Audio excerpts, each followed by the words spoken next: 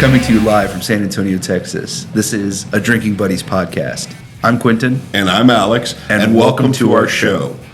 On this podcast, you're going to hear about all things sports. Specifically, we're going to talk about basketball. We're going to talk about football. We'll talk about baseball and The philosophy of the game. Welcome to another edition of Drinking Buddies podcast, episode 4. My name is Quentin. And I'm Alex. And welcome to our show. Episode 4. I never thought we'd get that far, buddy. Why? It's only 4. I don't know, because I'm old. Well, thank you for making it to episode 4.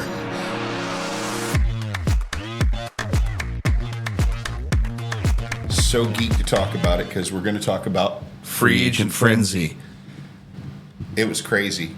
These last couple of weeks, wowzers. All kinds of stuff going on in the NBA. Not just our beloved Spurs, but a lot of other teams getting in on action. Tons of max contracts, and we're going to talk about it all right now, aren't we? Absolutely. Let's get to it. Let's do it. Okay, so our first segment is called Recap and Assessment.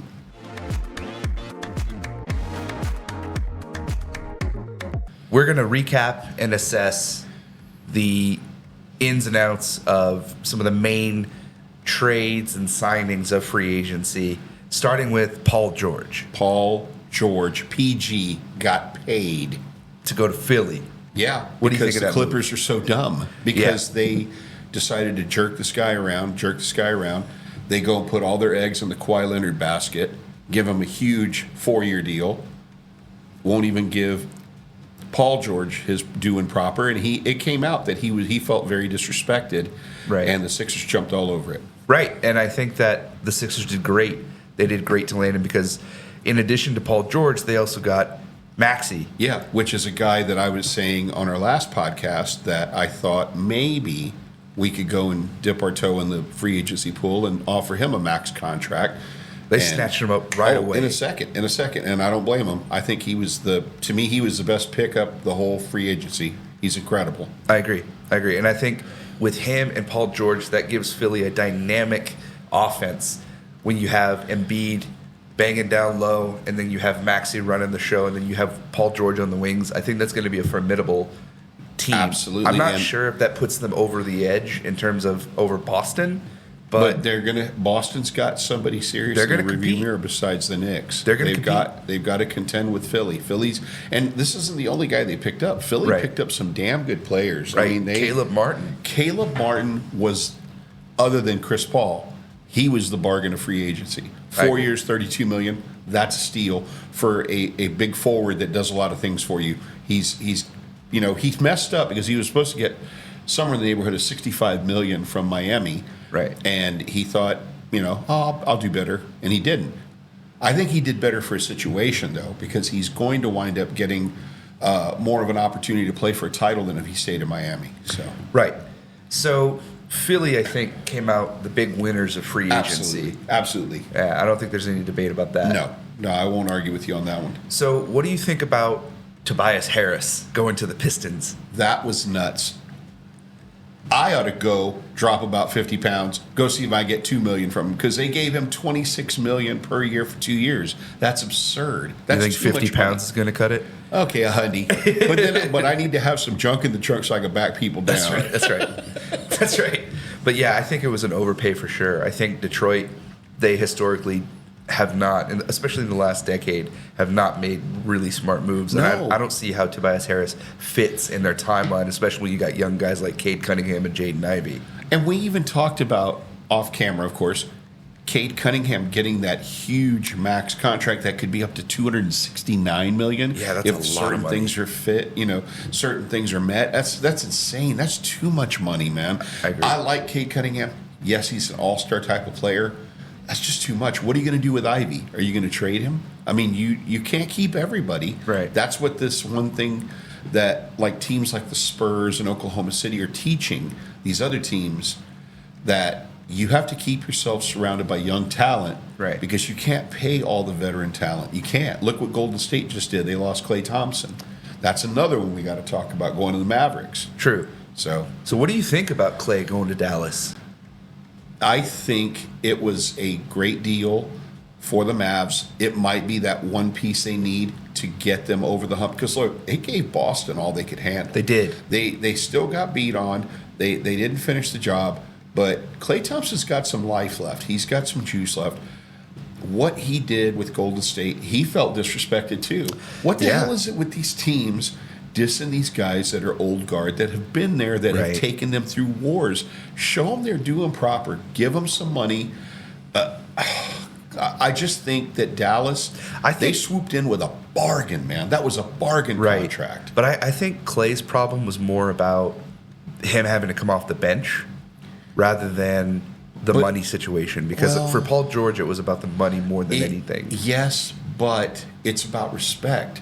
If they would have shown him the respect he felt he deserved, and said, look, we can give you this. He wanted 4 years, and he wanted it for a fair amount. They didn't want to talk about it. They screwed around. All they got was 2 seconds. Yeah, That's and a joke. Losing Klay Thompson, I know Golden State's still in some rumors to try and get people like, they're trying to get like Lauri Markkanen, but that's not going to happen. They don't have the assets. And it's still not good enough to move the needle for them. No, not at all. The West is way too competitive. Yeah, and you know what? You've told me before, and we even talked about it a tiny bit on our first podcast about Steph Curry, that maybe he could jump ship someday. Who's to say he won't now? This puts him in a weird position. It's coming apart. It's starting to split like land masses. So who's to say that Curry won't leave someday? And I'm telling you, he'd look mighty good in silver and black. I think that would be, man, if we could get Steph Curry someday, that would be insane. Yeah. But let's talk about the point guard we did get. Well, I want to talk about it a tiny bit, just a tiny bit. I know we're going to go later in the segment. Yeah, so in the next segment, but Chris Paul, I told y'all. And we got to give you credit for this, because in episode 3, if you go back, you called this. We aired that before free agency even started, and you mentioned that you wanted Chris Paul. Yep. And at the right price. At the right price. We got it for $10.4 million. That is an awesome signing for the Spurs. Yeah, because he could start. He could have started Golden State, but Steph's starting over there, so that's not going to happen. But he's going to look so good on that court. I don't care if he's 40. That guy can ball. Oh, for sure. I don't care. I think what he brings to the Spurs is so much more than just... Obviously, he brings so much experience. Corporate knowledge. He brings corporate knowledge, for sure. And he's going to help those young guys tremendously. But like you said, we're going to wait to talk about that in a minute. But for sure. Let's talk about Jason Tatum. Yeah. Getting a massive contract. Yeah. Over $300 million. Countries don't even have a gross national product for that much. Right. It's insane. 5 years, $300 million. Yeah. I mean, I'll go scoop up dog poop at his house, man. I'm sure he can afford it. Yeah, just here's the money I wipe my butt with. $200 a year, man. Let me scoop it all. You do that pooper scooper duty. So I think with Jason Tatum, they needed to sign him, obviously. They needed that piece back in their championship aspirations. But with their championship aspirations, I think signing him and Derek White was critical. And you know what? White earned his time. Babyhead Jr. earned his keep because of what he did in the finals. He was massive for that team. There were several times that Dallas looked like they wanted to take control. Derek would hit a 3, or Derek would take it inside and score, or he'd block a shot. He blocked a shot on Jones. Right. I was wild. I mean, he brought it. He deserves that money. I agree. And then what happened yesterday? What did they announce? Oh, that he's going to be an Olympian. Yep. And I think that's amazing. He deserves that too. Kawhi couldn't play. So that's know how I feel about him, but I digress. Yeah, we'll probably get into Kawhi at some point. But with Derek White, I think first of all, we call him Babyhead because he looks like an actual infant, and his eyes are so big and doughy, and so he has a big head too, and so we call him Babyhead Jr. Yeah, Babyhead Jr. because Kyle Anderson's Babyhead. He was He's the original Babyhead. That's right. So yeah, we went with Babyhead Jr. because you can't have 2 baby heads. That's right. So, but much love and respect to Kyle Anderson and Derek White. We love those guys. They're always going to be Spurs in my eyes. Absolutely. Not like KL. He's not to me. Yeah, he's dead to me. He's dead to me. You sound like a bitter ex. I am a bitter ex. You bastard.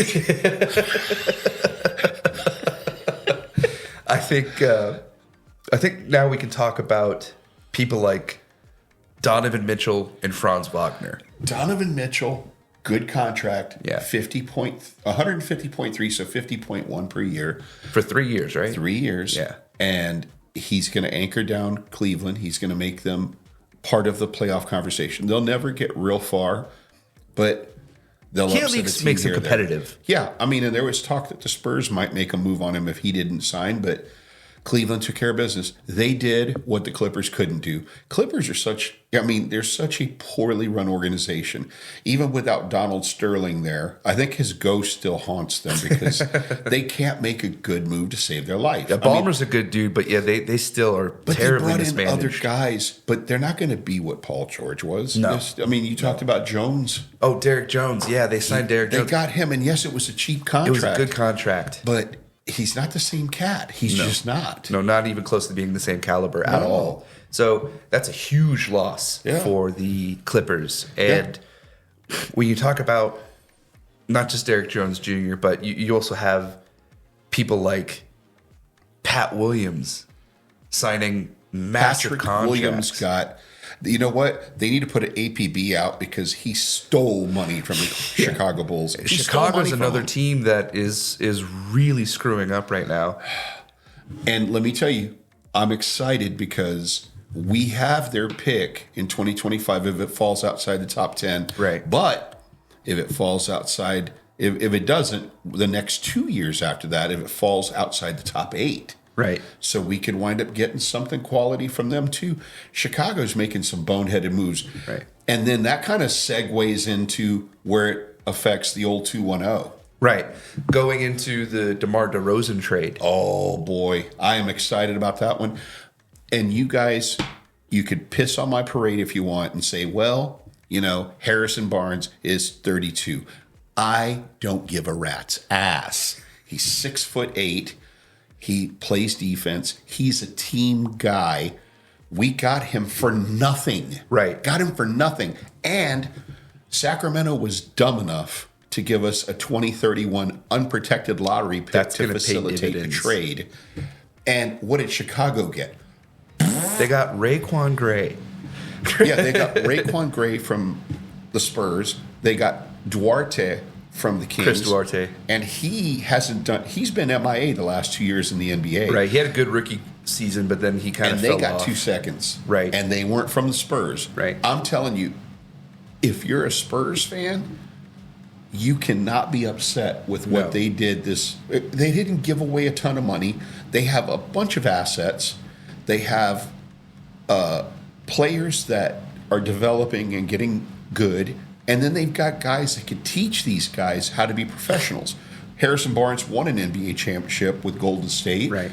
Chris Paul, no, he's never won the big one, but guess what? He's number 3 all time as an assist guy.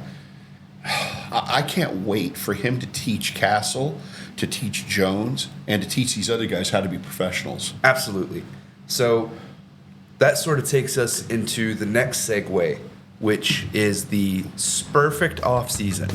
It was a perfect offseason. Absolutely. You mentioned before getting Harrison Barnes as well as Chris Paul. Those are two of the big free agent sort of acquisitions during the offseason. But I also want to talk about Stephon Castle and Harrison Ingram because really those are the 4 main guys. Barnes, CP3, Castle, and Ingram. Yeah. Those are the 4 that we've gotten to sort of bolster our lineup a little bit. And I also predicted when we were in the second round and we had that 55th pick, or 48th pick. Right. I said, I think the Spurs would be good with Harrison Ingram. And you were like, yeah, I don't think they're getting him, Dad. They sure did. Well, I get didn't him, think they buddy. were going to go after him. They got but him. they and did. He's impressed. He has. In the summer league, Yeah. Stephon Castle and Ingram have done a really solid job so far. Outstanding The team job. as a whole hasn't really done that great. But we'll save that for another Yeah, episode. that's going to be another episode. But we're excited by the progression. Right. Because, you're not supposed to be world beaters in the summer league. You're supposed to build and learn and improve. Right. And that's what our team is doing. Absolutely. And I think that with Castle and Ingram, they're both going to have an opportunity not to be rushed into something that they're going to be set up to fail with. I mean, especially Ingram. He's going to come off the bench anyway. He's probably going to spend a lot of time in Austin, He's which is going to fine. learn from Barnes, though, and I love it. He is. Yep.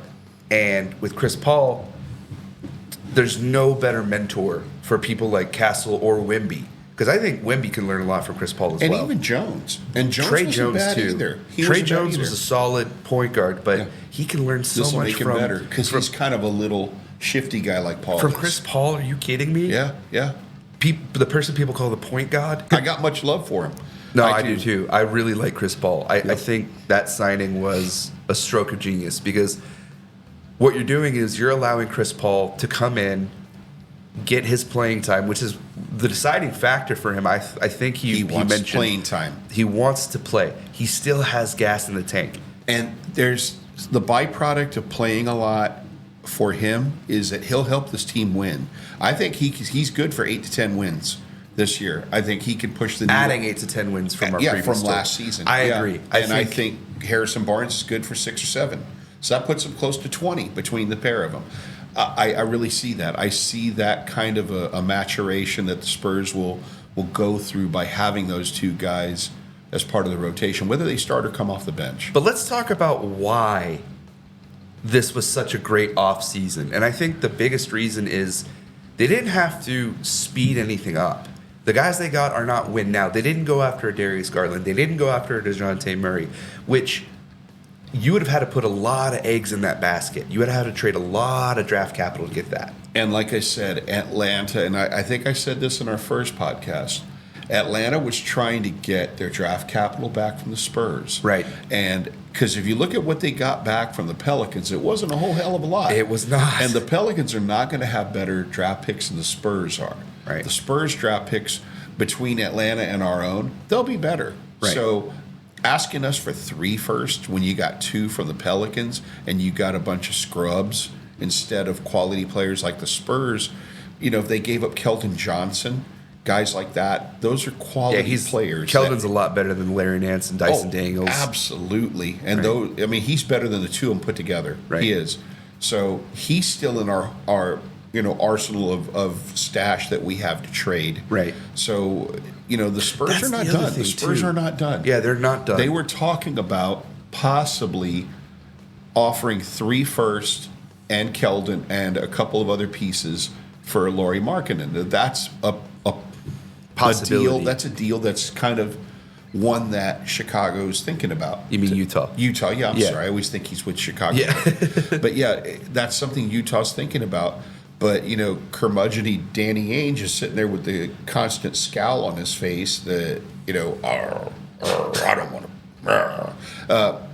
That dude, it's funny. They showed him in Summer League, man, and he just looks like an old curmudgeon grump. But he's been offered a good deal. I'm sure the Spurs made something palpable that he's got to consider. So Right. I'm excited. I mean, whether we get him or not. Yeah, and whether we add Markkanen or not, I think that we're, like you said, we're in a position where we added wins. I definitely think that Paul and Barnes alone And we're not are in cap enough. hell. We're not in cap That's hell the either. beautiful thing. We're adding players that can contribute, maybe not push us even, in the playoff conversation, But possibly. possibly the play-in. And I Yeah. think that we can aim for the play-in. Yep. And that would be a success. And it's win-win either way. If Right. we get in, then wow, you made improvement. If you don't, 2025 is going to be a hell of a draft. Yeah. So if you have 2 lottery picks, you got the Atlanta Hawks. Which are it's probably going to be a lottery It's probably pick. going to be a top 5. Hopefully. And then the Spurs, let's say theirs is outside the top 5. There's a guy named Cooper Flagg. And there's a guy named Ace Bailey. I'm high So- on both of those No, guys. I'm to Cooper me, Cooper Flagg, Flagg though, is is- the next coming of Larry Bird. He Yeah. absolutely is. So yeah, we have a lot of things. So to me, it's a win-win this season for the Spurs. I like that they didn't go into huge arrears as far as the cap is concerned, and I'm also very, very pleased with the fact that they got 2 guys. I mean, I posted on X the other day that Harrison Barnes, if anybody's a Spursy kind of player, it's him. For sure. He had a 3-year, $54 million deal with the Kings that he said, okay, I've got a 10% trade kicker, which is $400,000. he went ahead and blew that off. Said no, send me to the Spurs and I'll waive my trade kicker, so that way the Spurs can keep doing other things. Chris Paul took less than the $11 million he was supposed to get. Also, those are two good guys. They're man. two high How many character guys. would do that. Yeah, especially someone like Chris Paul, who's in the twilight of his career, who's he was expected to go ring chasing. Yeah. But instead, he decided to be with a young and developing team, being with a guy like Wemby. God, I can't wait to see him throw lobs to Wemby, I'm the man. same That's way. going to be amazing. I agree. And then what were we talking about? I know we were going to talk about it last segment, but this segment we might as well talk about LeBron James.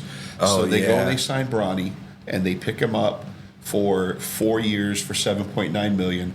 And LeBron said, well, I'll take less money. And remember we were talking about that, and I said, Yeah. I think LeBron, in the right situation, would take less money. Yeah, the last episode you did mention that. You mentioned that he was going to take less So money. what happens is the Lakers whiff on everybody in free agency.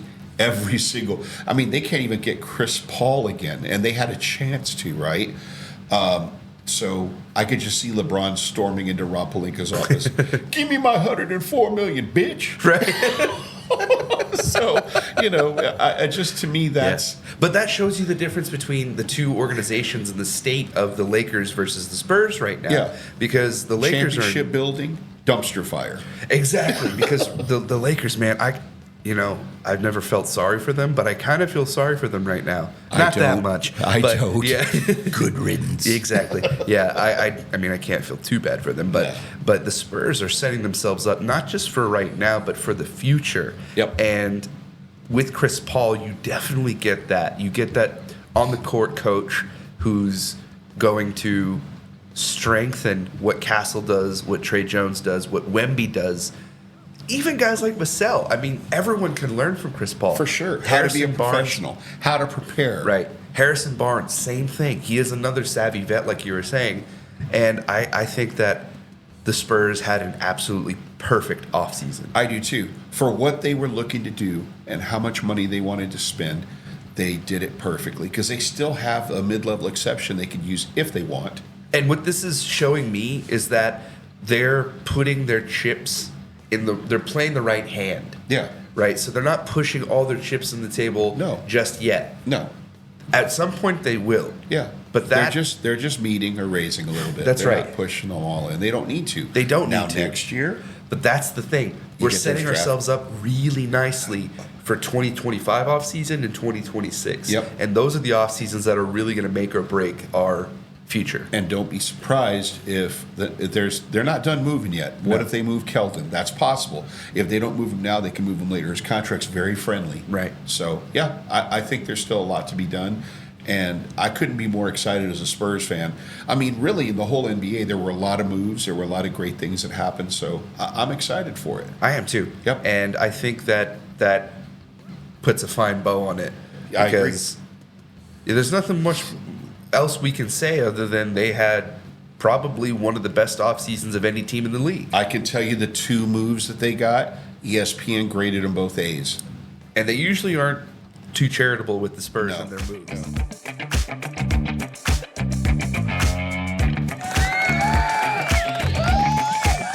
So now we're going to get into Q&A with Q&A.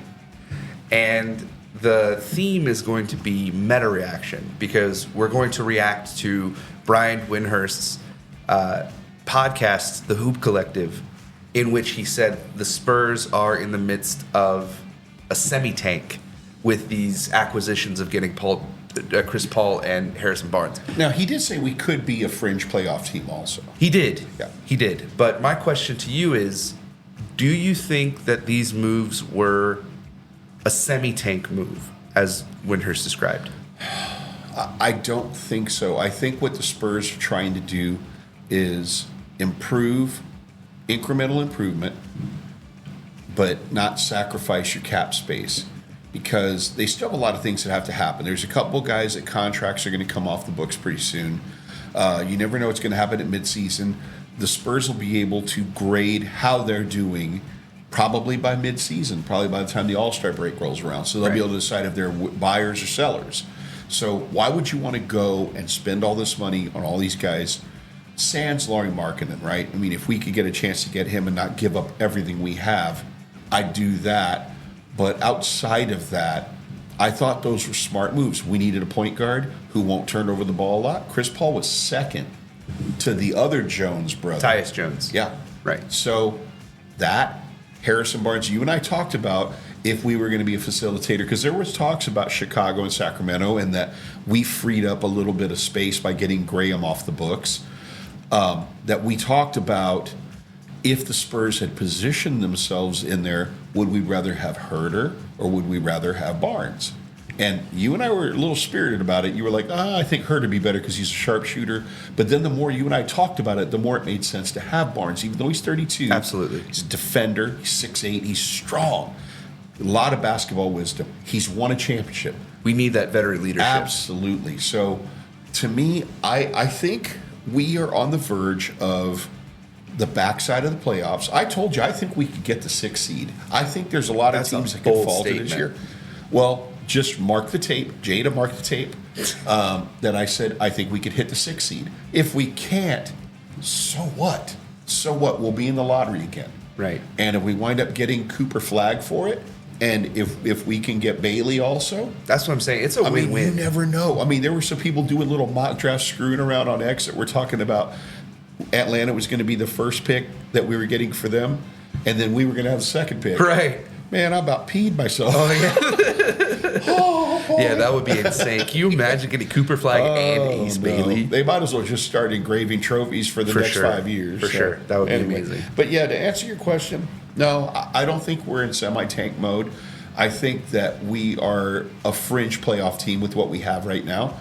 And we had a good draft. I mean, Harrison Ingram already looks like a steal in the second round. I agree. So- he reminds me a lot of Malik Rose. Yeah.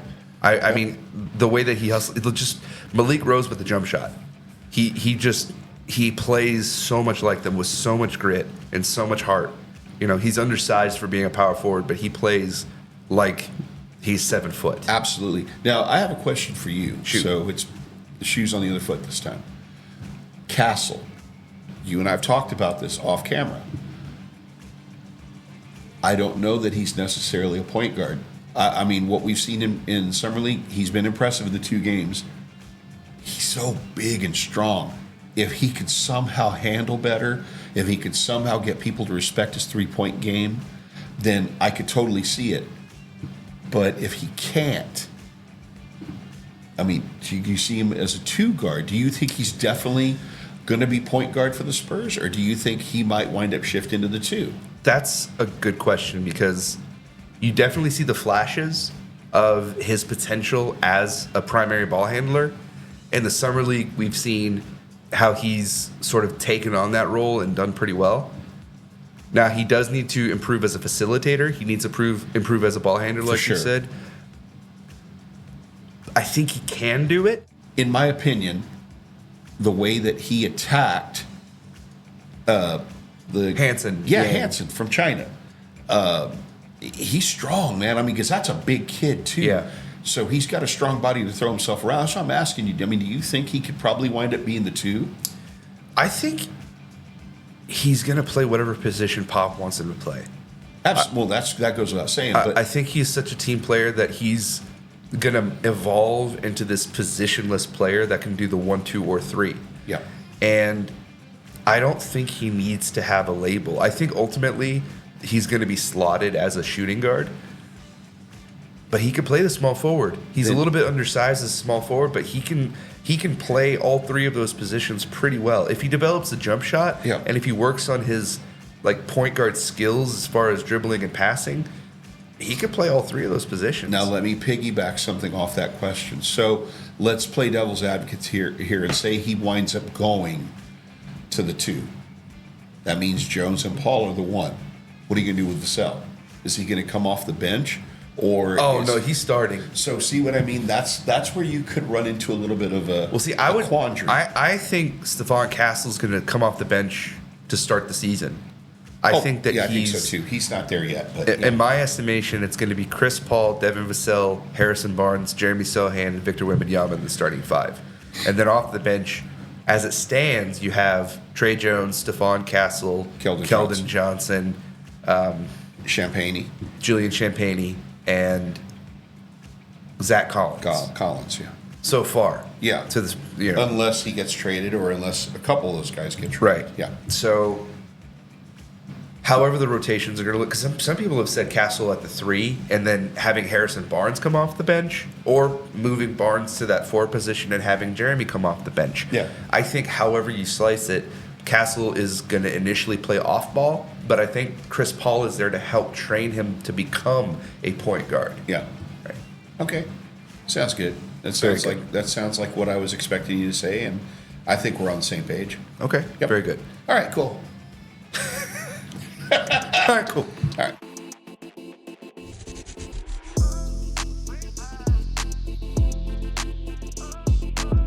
Now it's time for Sippin' Trivia. Sippin' Trivia. And we have today Silver Star Texas Honey Whiskey. Texas Honey. It's delicious. That's it's from right. a little distillery up in Fort Worth. It's like a mom and pop sort of deal. Does Fort Worth ever cross your mind? Oh, God. So today we're going to be asking each other 3 questions apiece. Whoever gets it right doesn't have to drink. The other person does. Whoever gets it wrong has to take a sip. And I have been listening. Quentin has been listening as well to some of y'all saying we should drink throughout the show. Right. It's being considered. It's being heavily considered. But it might make our producer leave. So she can barely tolerate us now. That's right. All right. So I'll go ahead and start the show. Go ahead. How's that? All right. So these questions are all going to be free agent related. Cool. All right. So if I had to ask you off the cuff, who was our biggest free agent acquisition ever? Who would you say it is? LaMarcus Aldridge. Damn Skippy. Yeah, I mean, it doesn't even, you don't have to think twice. Right. Now we could probably say Chris Paul, right? But yeah, LaMarcus Aldridge. Where did he go to high school? It was in Dallas. I don't know the name of the high school. Come on. Dallas, Fort Worth. I don't know. I have no idea. Seagoville. Cool.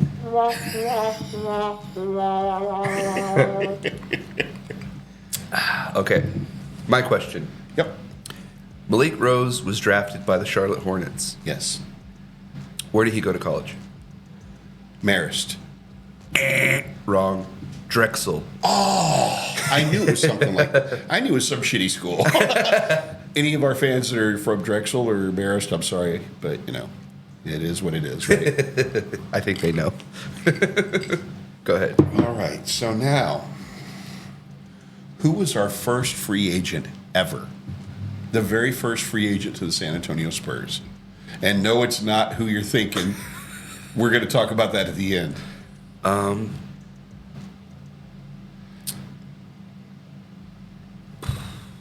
I don't know. Okay. I'm going to give you a clue, though, and you're still wrong and you still got to drink.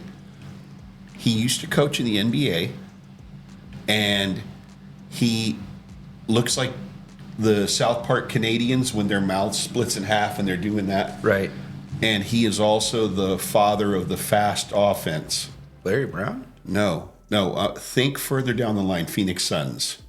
When they were our biggest adversary. Oh, who was there? D'Antoni. D'Antoni was our first free agent ever. Interesting. He does look like a kid. Chug-a-lug, Jug. You keep trying to come up with these one-liners, and I it's just, know, and it's painful. it is I get very painful, but that's okay. You're dying. Speaking of LaMarcus Aldridge, when he signed with us in 2015, Yeah. what was his contract like? What was the contract? What were how many years, and what was the amount? It was 4 years. I think 92 million. Wrong. Okay, so I take a half a sip because I got the years right. It was 4 years for 80 million. Well, I was pretty close. Do I get a wow or am I okay? You're all right. That's close, right? Okay. See? Respectable. But I'm still going to take a big drink. Oh, that bee stung my ass. All right. Now, true or false? Johnny Moore was drafted by the Spurs in 76. False. What was he? He was a free agent. Damn Skippy. Take a sip. Okay.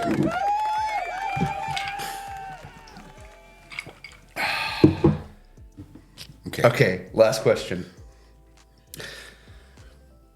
Who is the first player to wear number 50 for the Spurs?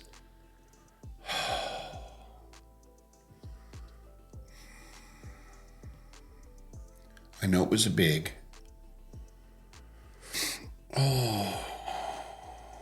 I'll give you a hint. It wasn't David. I know it wasn't David, smartass. Yeah, there's some crickets coming. Was it Larry Smith? No. Who? Goo Kennedy. I've never heard of you, Goo. Cheers. Cheers. Come on. Now, before I put a bow on this episode with you, and the producer might cut this out, I think it's funny. Quinn thinks it's funny. The very first free agent in 79 that the Spurs signed, and you guys can Google this if you don't believe me, he got signed April 20th of 79. The dude's name was Chubby Chubby C. Chubby. I've never heard of a dude named Chubby Cox before, man. What the hell is that all about? At least his name wasn't Slim Cox. Yeah, that was a dad joke. Guys, thank you so much for being a part of this show. Thank you for your comments. Thank you for watching and listening. So that's a wrap for episode 4 of Drinking Buddies podcast. I'm Alex. And I'm Quentin. Thanks for tuning in.